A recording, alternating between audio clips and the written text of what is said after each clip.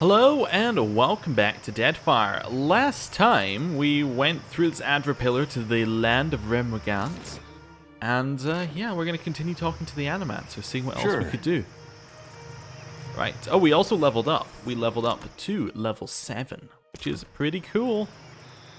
The hum of the machine dips into a lower tone whenever someone stands within arm's reach. Oh, free stuff. I think we might have finished exploring with the Animancers, actually. I got it. Yeah, I think we've talked to everyone that we could talk to out here. Head back down and out to the rest of this area, which I completely remember the name of. The Sacred Stair, of course. Yes. So, we've seen the Animancers. I'm wondering if there's a lot more Animancers here, or whether this is actually, as I originally thought, the the area for Must you Guano. practice your chant so loudly? Songs are for singing, my friend.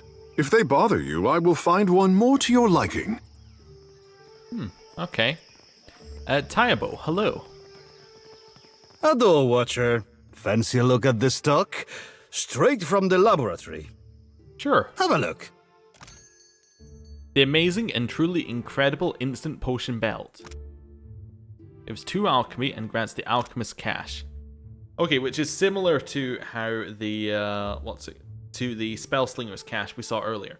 So it gives 3 random potions. That's nice. Into quick slots.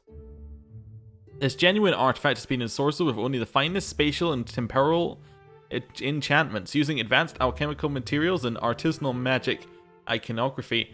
This wonder of modern arcane achievement will allow you, the wearer, to reach beyond time and space itself to conjure all manners of mysterious and powerful elixirs from behind the curtain of reality itself, all without any training whatsoever. It's never been easier to summon potions. Cool, but unnecessary. The Animancy cat. We must have it. But anyway. Okura's Kettle. So, 33% chance to cast Boiling Spray at an enemy whenever the wielder is critically hit in melee. Interesting. Burn Armor rating, and then grants Hearth and Home. We can teleport to an ally's location. Interesting. A navy sails on its stomach. This, above all things, was an axiom for Okura, chief galley cook at the Rawatai scout ship Waymara. Any crewman from the ship master to the lowest powder boy could rely on a steady, unending supply of Okura's famous stew. This was because Okura cooked little else. Stew at first watch, stew at last watch. Of course, the crew complained. Okura was untroubled. A crew that didn't complain was a crew short on work, if you asked her. It became a fixture of the vessel as captains and crews came and went. Okura and her cast iron pot remained at the ready to feed those under their charge. When the Waymara fell victim to a rogue wave, Okura was lost at sea. The ship was scrapped for parts and its supplies redistributed amongst the Rawatai Navy. The crew, however, stole away Okura's pot. In an act of finality, they gave it to a local smith on the one condition he craft into something, anything other than a cooking vessel.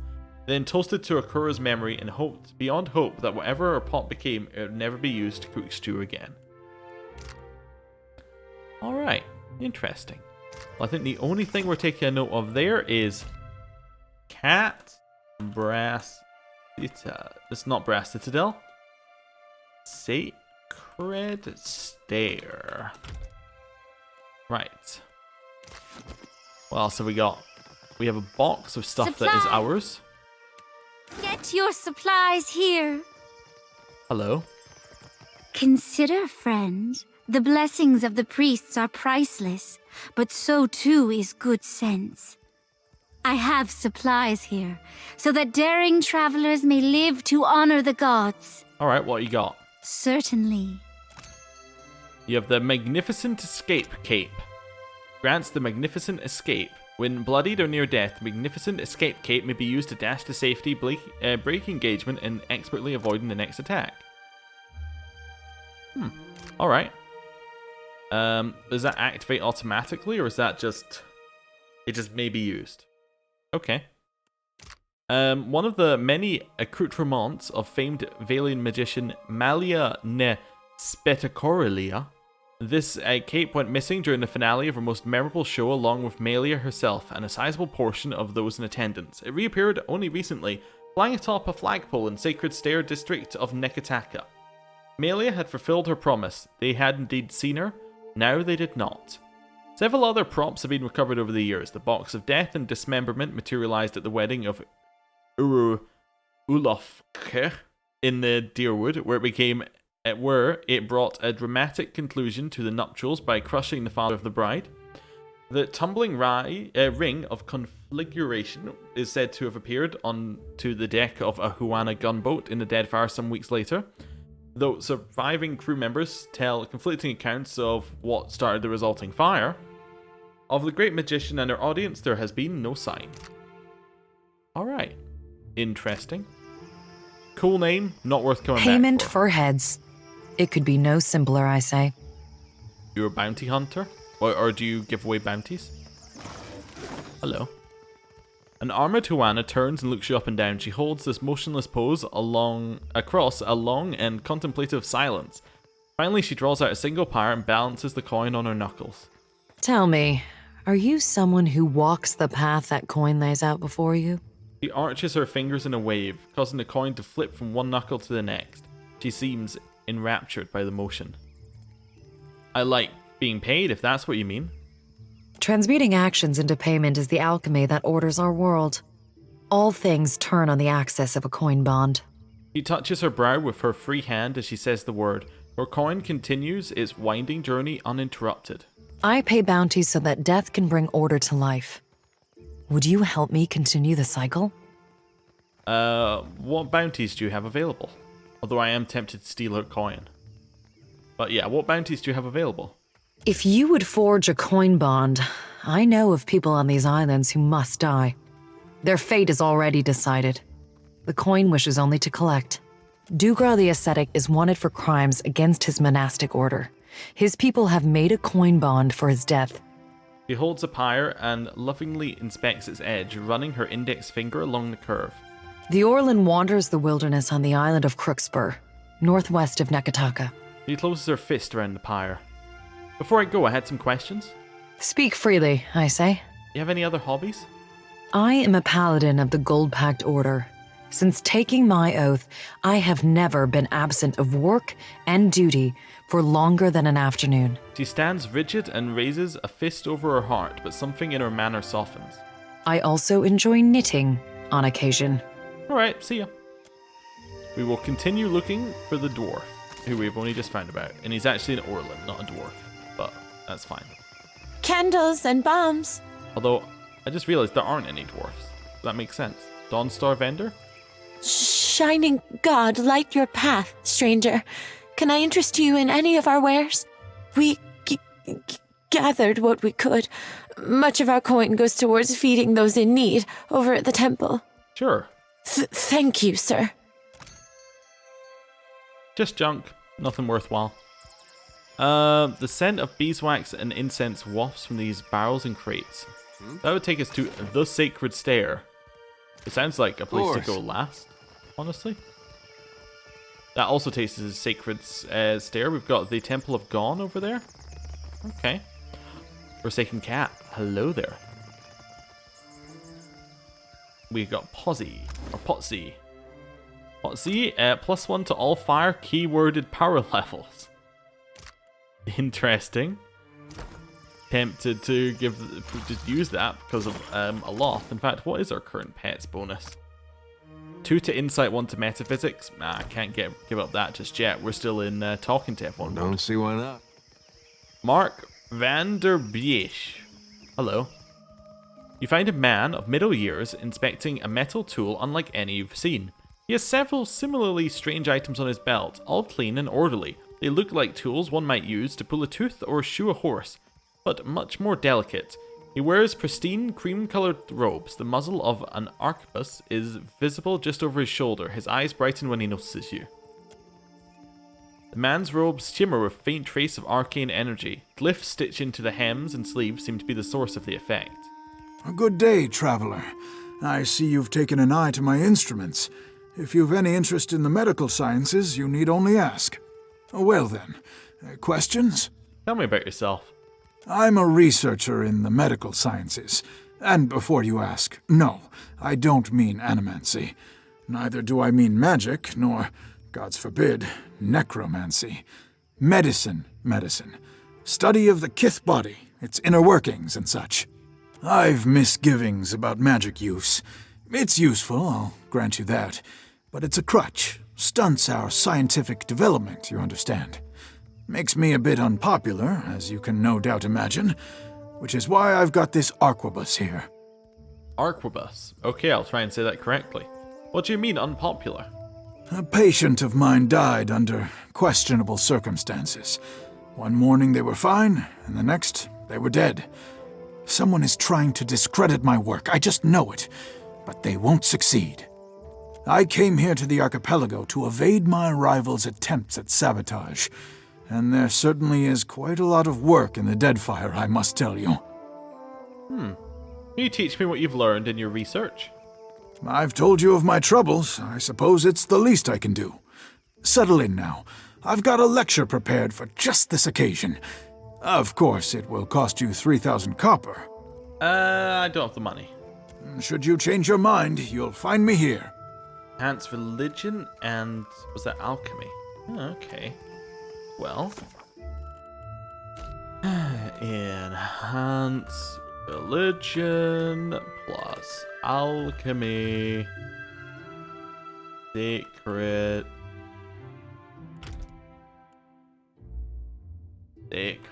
stair.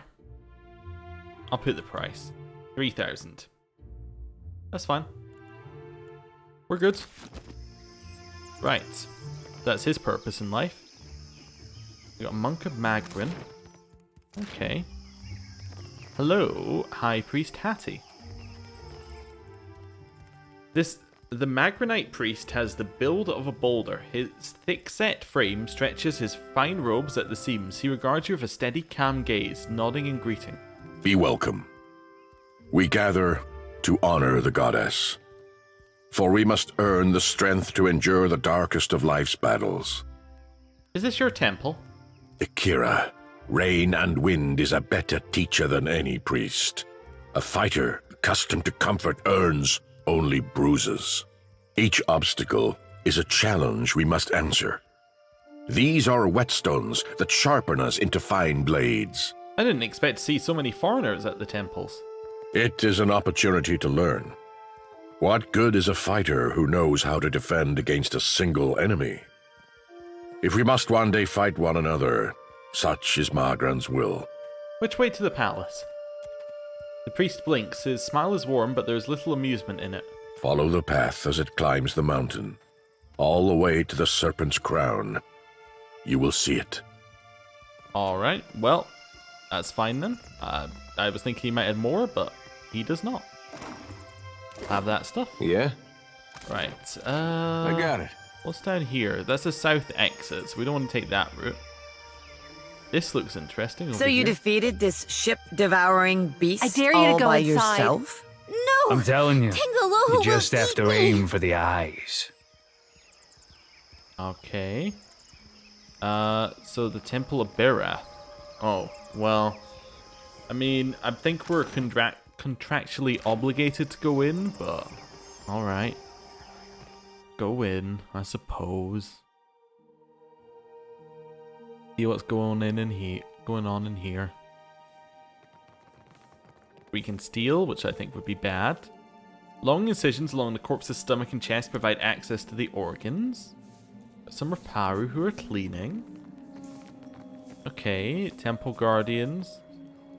We have the tablets hold the tale of Kohopa and Tangaloa, devouring creation at the very dawn of time, and then we have the High Priest, who I imagine is not going to be very happy with us, just in general. Hello. Isn't it? An ailing Amoa priest regards your approach with curiosity. He coughs into a sleeve stained with a spatter of silvery flecks. Come closer to the altar. Come inside. The temple welcomes all to worship, most especially you. Never mind, he's happy we're here. The priest peers knowingly at the center of your chest, lips curving in an ardent smile. Hands trembling, he touches a length of chain around his neck. I ask only for no talking. Not until we pay our respects to Bereth, to Rikuhu. Let us pray. He bows his head. Silent prayer? Where are the songs, I say? Did you learn this from Valians? Again, I ask that you please fall silent for prayer. Okay, we'll be respectful. Deity of life and death, the endless devourer who encompasses all existence, hear this prayer, this voice chiming. I beseech you, Kohopa and Tangaloa, to ready this shell for sucking. Purify my soul in preparation for the coming of the next cycle. Digest all of my devotion. Swallow my sorrows, even the smallest swell, so I can be spit on the morrow. And Rikuhu, Bereth, my god and goddess both, the eels that churn in ceaseless cycle, the new and the next, and... From life to death to life again, blessed be an end. Nodding fervently, he accepts your ending to the invocation. He presses his hands over the center of his chest, touching the item tucked beneath his shirt. Then, raising his hand, he cracks a frail smile. All right. I will address your inquiries, best as I can. So ask. What was that about preparing your soul for shucking? End of the turn. I'm nearing it. Been working hard, preparing for weeks. You know, to die. But first, I've got to leave guidance for my apprentice, the next in the cycle.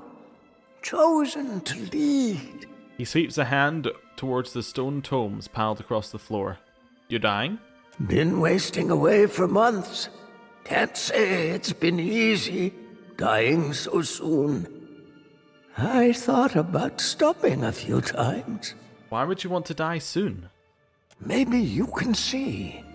I'm no death godlike. Bereth bestowed not one in my generation with a chime. Not the next, neither. A flawed messenger like me can't open the crypts. So my best chance is to die. Okay. Tell me about the writing on these tomes. Liturgies. Instructions for ritual preparations. When and how. Sermons. Some histories, too.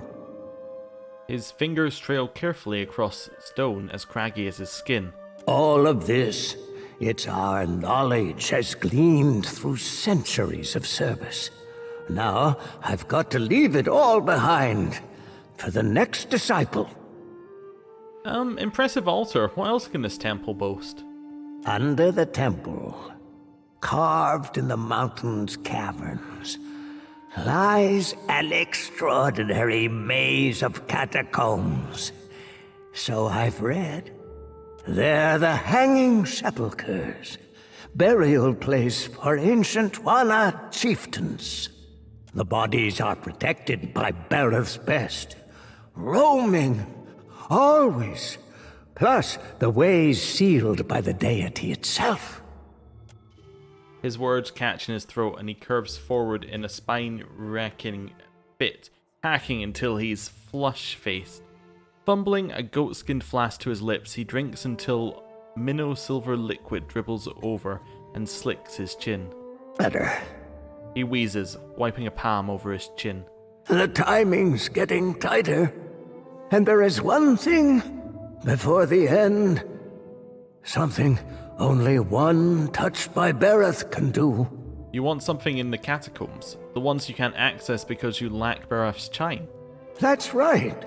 I've got no hope, but you do. He tugs at a chain about his neck. My eels, my infinity coil keeps rattling.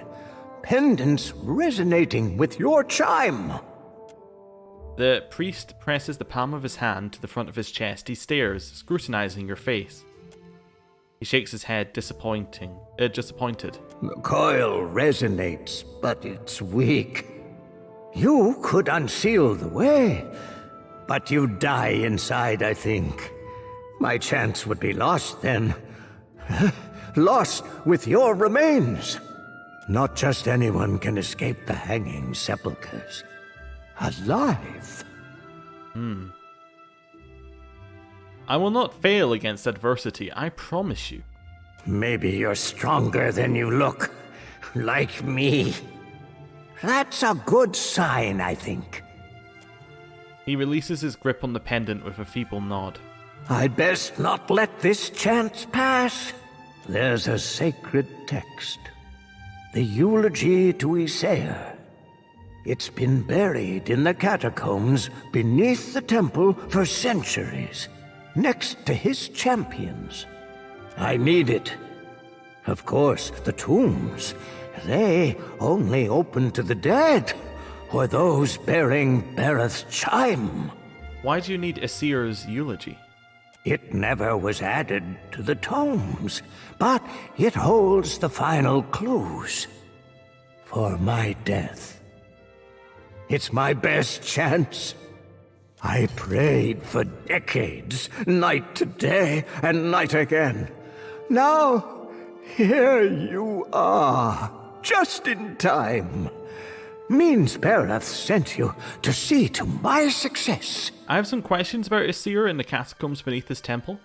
I'll tell you what I can. What's the story with Aesir?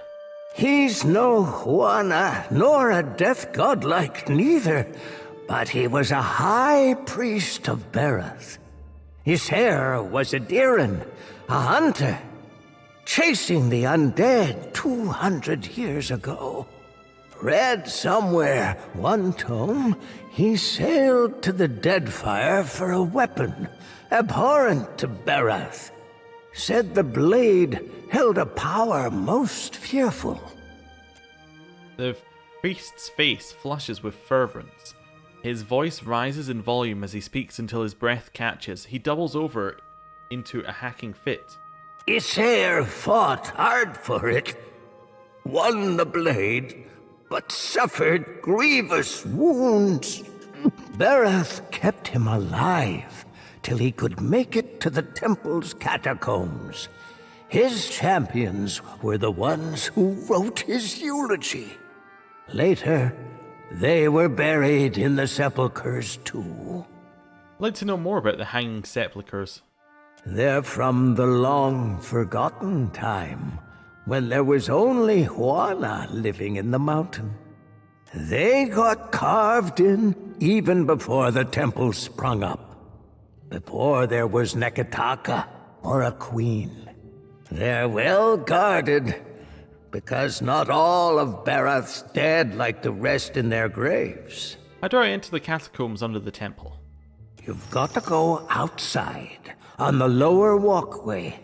Doors sealed up tight, though. Priests before me, all death godlikes, could open it. Door requires a coil, resonating with Bereth's chime. But I haven't met a death godlike in my time. I wonder, you could in theory be a death godlike. You could come here as a death godlike. That's gotta provoke a much different reaction from him. Anyway, heard enough for now. All right. But there's something you've got to know. Or I guess I've just got to say. The priest bobs his head. From beneath his shirt, he untucks a stone-carved circlet in the image of an eel. The pendant vibrates on the length of its chain, thrumming harder the closer he holds it to you. You're my best chance. Or only, maybe. Take the coil. It'll open the crypts. Bring me Isair's eulogy, and I'll teach you all I know of Bereth's arcana. Interesting, so we get some learning out of this. Or presumably we'll get some stat ups. You mentioned something about the undead in the catacombs? The dead, with their souls, they roam still. the ones who were chosen by Berath. Not everyone's born so blessed. Sometimes, instead, you've got to die for it. This is a temple to Berath, right? So who's Rikihu, Kahopa, and Tangaloa? Like we don't already know. The same. Your word, Berath. Our word, Rikuhu. We worship the twin deal. The cyclic connection of the overworld and the underworld. Life and death. Life is Kahopa, and Tangaloa is death. Born starving, they devoured all living things, swelling larger each. When they'd swallowed all of existence, they tried to eat each other next. Now all things pass through their entrails. The end of one enters the mouth of the next, from the underworld to the overworld and back. Again and again. Farewell. Alright, so we got ourselves a new quest. We got ourselves Eulogy for the Dead. Yeah, that's what I wanted to check. I wanted to check quite how many skulls were going to be on this quest. That's a lot of skulls. I think that perhaps we may leave it for just now. But we have got the key and we may come back. Okay. So I assume this is the way to it, maybe?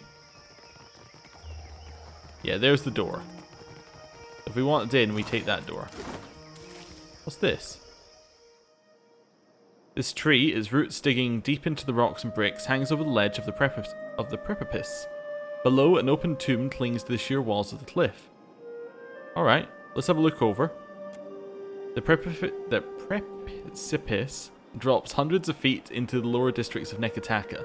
Strong winds assail the cliff, whistling as they crash against its rocks. A few yards below, the ledge of an open tomb rests on them. This tree is roots we've already read that one. I'll use the rope and grappling hook. You tie the grappling hook around the trunk of the tree. A couple of firm tugs convince you that it will withstand your weight as you climb down. Okay, your grappling, we've already done that one. Descend into the tomb's opening. You grab the rope, planting your feet on the edge of the precipice. You begin your descent. Gusts of wind sway you from side to side, forcing you to tightly grip the rope. It digs into your skin with every move. Despite the effort, your group proves their excellent conditioning. Everyone manages to reach the tomb's opening without exertion. You stand on the narrow ledge of the tomb's entrance, its passage leading into darkness. Your rope dangles from the tree above. Alright, let's go inside. You follow the passage. The winds rage outside, yet the air of the tomb doesn't stir, stale and heavy. Steps carved out of the rock descend deep into the mountain. You walk down the steps, every stride echoing through the cavernous passage. Skeletal remains poke out of niches in the wall, lining up all the way until the steps land into a narrow corridor. You stand before a hallway. Its columns frame dozens of tombs hollowed into the rock. Cubby holes line the walls. Skeletal remains litter every alcove and spill it onto the stone slabs that tile the floor. Let's have a look around. Inspect the hallway. You carefully scan the corridor and focus on every detail. Skeletal remains, probably dislodged from their cubby holes over centuries, litter the edges of the walls. Judging by an emblem etched into the stones of the tombs, members of the same clan or group lie buried here. A faint sparkle catches your eye. Under a pile of bones collapsed inside an alcove, you discern something glittering. It seems to be within easy reach. Alright, I'll get the glittering object. You reach inside the cubbyhole, digging into the pile of bones and stone. Your fingers touch something cold, its surface smooth as glass. You grab it, surprised at its weight, and pull it out to reveal a large ruby resting on the palm of your hand. Nice. Let's cross the hallway and continue. You stand in a dark, narrow cavern. The path ahead twists in its descent. Yeah, let's keep going. You continue onward, following the turns on the path with careful but sure stride. As you round a bend, a drift of cold air announces the end of the narrow passage. Its exit appears ahead, flanked by half-inturned bodies. Step out into an enormous cavern, its walls sharp cliffs riddled with tombs leading to places unknown. Okay. Why do I feel I just entered the tomb I said I wasn't going to enter? Yeah, I did. We literally just went here. Okay, no, I'm heading back out again. Yeah, I wish to... I can inspect the tomb's entrance. Skeletal remains just out from the walls. Yeah, okay. Enter the passage. Retrace back to the exit. Yeah, that's what we're looking for. Wait, what? Enter the passage. Continue up to the cavern. Cross the hallway. Climb up. Yeah. That's fine. It was just another way in if you couldn't get the high priest to let you in, basically. Or if you fell out of the high priest or something. Okay, that's fine. We got the experience for trying it. What if we go over here? Fountain. Okay. Up this way. We can grab the plants. We'll have those. Now we've got the Temple of Gone and then the steps, and that's us. Let's head over to the Temple of Gone. Any of these ones special? Nah, doesn't look like it. That's fine.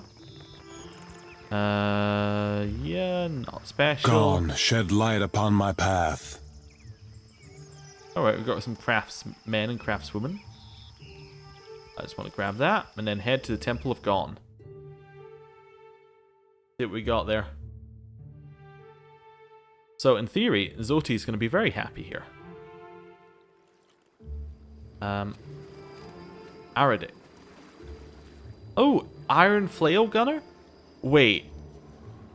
I think I know who this guy is. I could be completely wrong. So, here's me doing my prediction. I think the Iron Flail were the mercenary group that you met in the White March Part 2. I think Adarik was the one who led it, and I think he's a watcher. So it is you. I could not think of a reason why your ghost should haunt the Deadfire, save to haunt me. And that smacks of arrogance. Adarik smiles crookedly at you, something which causes the soldier beside him to regard you with bemused curiosity. Sister. Adarik turns towards Zoti, bowing his head. Blushing, Zoti tries not to preen. Uh-huh. Yep. Lots of different reactions there. Adarik gestures, and the soldier turns away. He steps closer towards you as if to share a conspiratorial whisper, but you notice he is looking elsewhere, behind you, around you. Another collection of spirits? The rumor was that Cadnua was destroyed, and you with it. I was sorry to hear it. Oh yes, and he had a vision then, which was basically, I think it was of the iron golems coming and attacking, or like the army that attacked. So, interesting. I can say I have no idea who you are. Oh, that's brilliant. No. Well, I thought you'd go back to Raid Ceres. Actually, you know what? We're going to say that we were dead, and Barath brought me back. The gods have a purpose for you. That much has always been clear. Adarik seems to be speaking entirely in earnest. There is a trace of envy in his voice. When the priest spoke of Aethys' return, I volunteered to come, along with a few of my men. I think the Morning Council was content to have me out of the way. That's putting it all very simply. But then, I suspect few of us have simple reasons for coming to the Deadfire. He regards you expectantly. It's obviously not 3. We'd say we can ask him about his Watcher abilities. We can say we lost his sword, which we did, but let's just tell him we're tracking Aethys. So, his appearance has renewed your faith as well. I think for once I am content to wait. If our God wishes to speak with us, wishes anything of us, he will give us a sign. The priests pray daily for it. What do you want from Aethys, Adarik? I would know if he has a plan for Raid Ceres. Seemed to remember he already had one. Just wasn't any good. Yes, play the jealous child. All you knew of his plan was that you weren't part of it. Aethys had something he wanted to get done, and he chose Raid Ceres to pay the price. Yet here you are, begging for more. Say what you want about dear Woodens, but at least they got a will of their own. We can say they're both beautiful. Let's say there's no sense picking over old wounds. You're right. That was uncalled for. I apologize.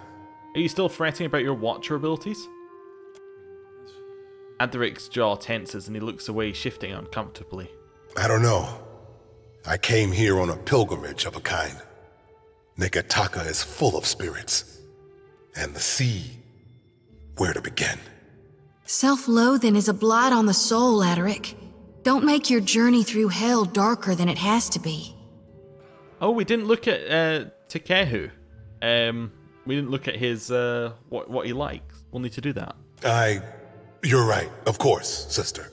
Derek stands up a little straighter, as if scolded. He shifts uncomfortably, his gaunt face drawn. You are a Watcher still, yet you are neither mad nor killed. It's good to see.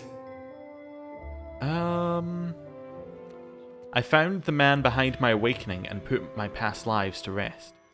The cure you sought, and which I was weak enough to doubt. See, there. Determination will win out every time. And now you are on to new challenges. I'm sorry, Derek. I lost your sword along with my castle. That sword was only meant to keep you alive through your ordeal. It's fulfilled its purpose. What news of Red Ceres? Each missive from the Deadfire raises new tumult. Some believe our Lord restored, while others doubt. We've done penance for many long years. None of us know what forgiveness ought to look like.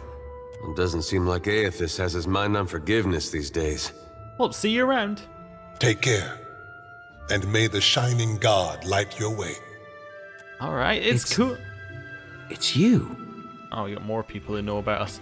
But yeah, that's really cool that they brought this character back. I was thinking the DLC was going to be completely forgotten, basically. No, they brought it in.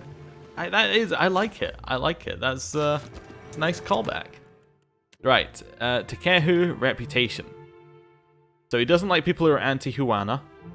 He doesn't like people who are pro-Raritai. He's progressive. He's pro-godlike. He's pious. He's pro-Huana.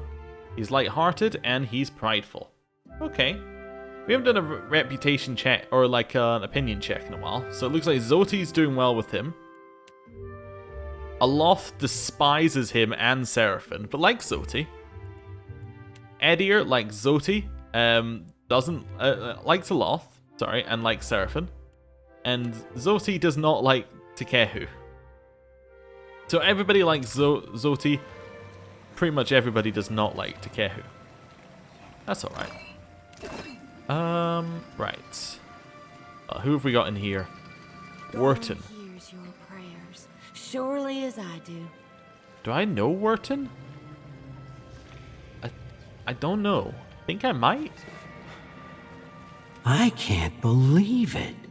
Is that really you? Solid meals and a decent sleep had filled Wharton's lean frame out somewhat, but the man retains the fox-like aspect around the face. He greets you with an indecisive smile, unsure of whether to be nervous or pleased. We have met him before, I can't remember where. And Adair, you made it out of Gilded Vale for good then. I'm glad. Oh, was he like a priest in Gilded Vale, maybe? A lot more might have made it out if you hadn't left him for dead. Oh, it's him. So Wharton, in Gilded Vale, there was a tomb that you could go that was there. Well, not a tomb. It was a tomb by the time we got there. It was a temple to Aethys, I think, which had been flooded and basically had been attacked by a bunch of people after the Saints' War, basically because Saint Waidwin was coming to attack, and he was the Saint of Aethys, and they were attacking the Deerwood, so they weren't too happy with it.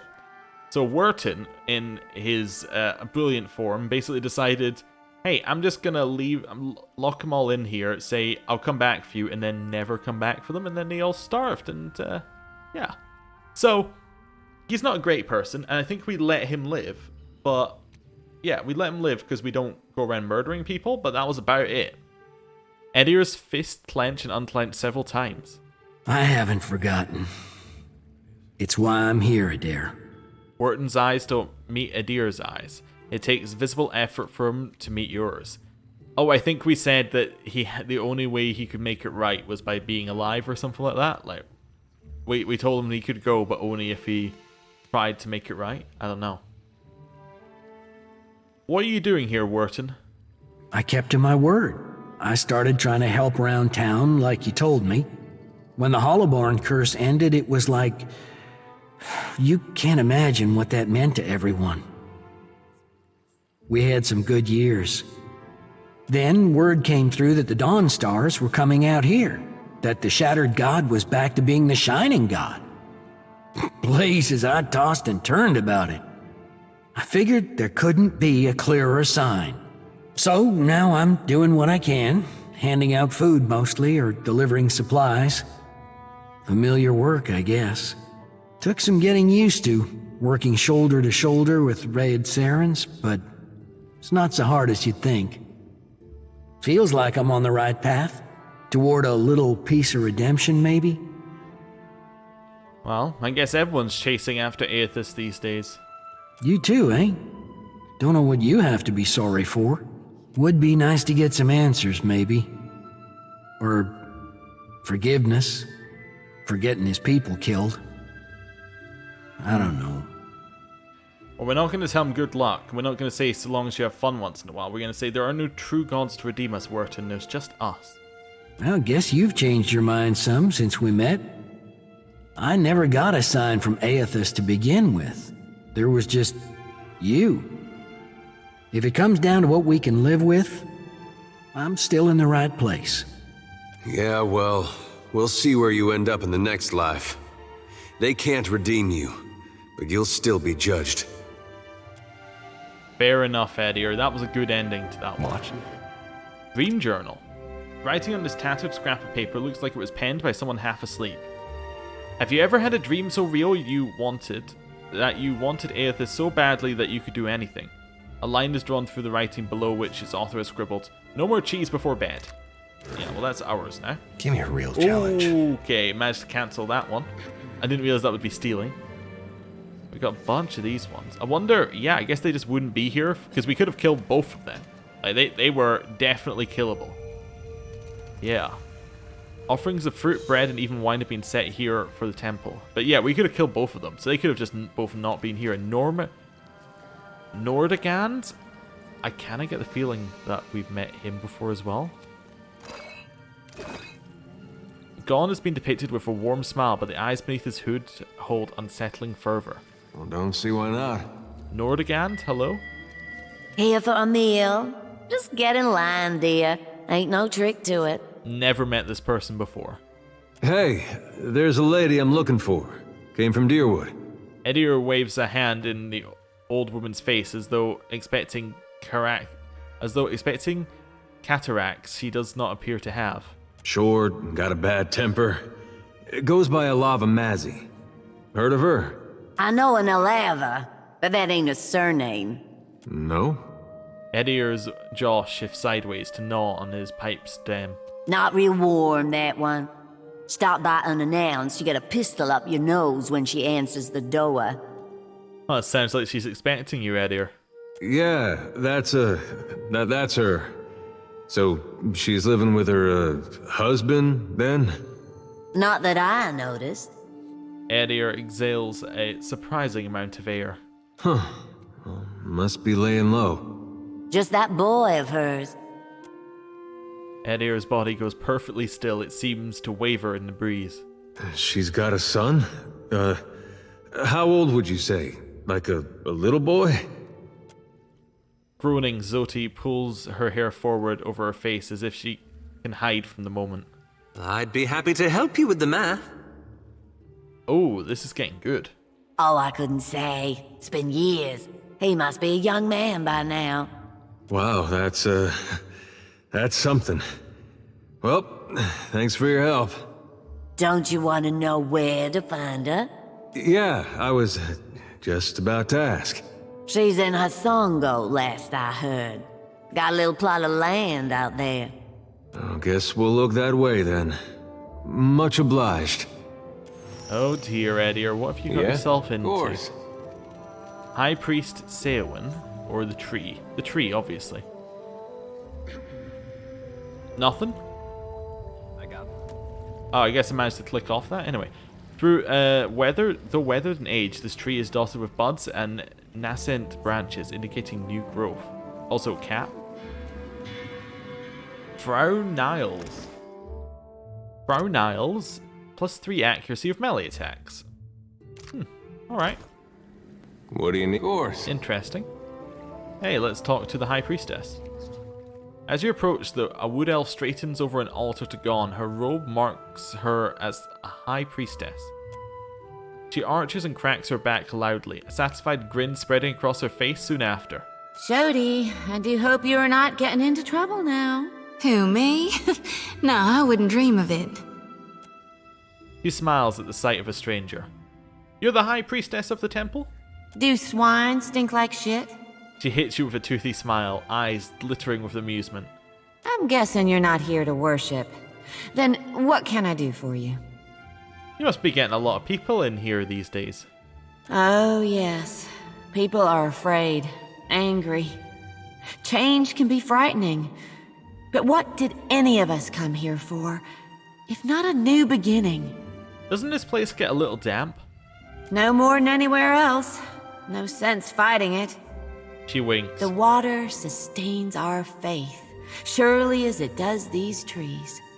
You're devotees of Gon? What about Aethys's other manifestations? Gon's the only one that matters. Zoti scoffs. Seowyn shuts her eyes, exhales sharply, and then opens them again to regard you with a patient smile. The shining god's got many faces, but they're all his to wear. Divine King Widewind, he saw the dawn stars, telling him of things to come. But it's Gon, with sickle and lantern, that's come to the Deadfire. Our god's returned, and he's gonna bring balance to the world. He's gonna right all the wrongs we have suffered. Gon will bring a new beginning for all of us when that hour comes. Alright, well, we have now spoken to everyone, and there's only one place left to go, which I don't think is even a place. So, let's have a look. Last place we've got is the Sacred Stair. You know how I've been saying there's nothing more important to me than us freeing you from Bereth's bonds? Well, I meant that. I did. Edir's breath lingers on his chest and his mouth hangs ajar, throwing his statement into immediate doubt. But there's this other thing I need to see about. On the way, like. I was gonna tell you. It's about love. You don't have to explain. Thanks. I'm not sure I could anyway. This woman, well, love's not the right word, but she was something to me once, back in Gilded Vale. He pauses. When I was mayor of Deerford, I had this vision of what I wanted it to look like. It was gonna be what Gilded Vale was, before the legacy. Ah, because of this is where we left him in Pillars 1, this is where he is. So this has affected it. Cool. It's actually made a difference. And in some ways it got there. I was proud of that. But it didn't feel like I thought it would. Come to realize there was someone I needed to show it to. Ilava, well, she'd have been about the last person left in Deerwood who'd have seen what I made and understood. Last I saw her, she was going to New Hayamar. Went looking for her there, only to find that she'd left a long time ago. Anyway, I don't expect you to understand, but I gotta know she ended up all right. Sounds like she ended up with a son. Yeah, that's something. Coming out of Deerwood during that time. When I knew her, she had another little boy, just a baby. But the legacy deprived him of a proper life. I never found out what happened to him. But with the Hollowborn, you didn't have to ask. Guess he got a brother, though. Edir falls quiet, blinking several times before noting your continued presence. You sure you want to know where this leads? No, but I don't see a way to let this go. Least a way's not now. Last time I saw Ilava, we got friendly. Now she's got a son. Edir's shrug is rigid. His smile, at least half wince. Let's get moving. Okay, we will definitely do I don't Edgar's know how quest. you and the Watchers sleep, carrying all those souls around. Some nights it's the lantern that lulls me to sleep. It pulses like a heart in my hand. If you find that comforting, then I'm glad for you. Yeah. Yeah, it's just a little creepy Zoti. Anyway, I am going to end the episode here. Thank you for watching, and next time we're going to go speak to a queen. See you then. Goodbye.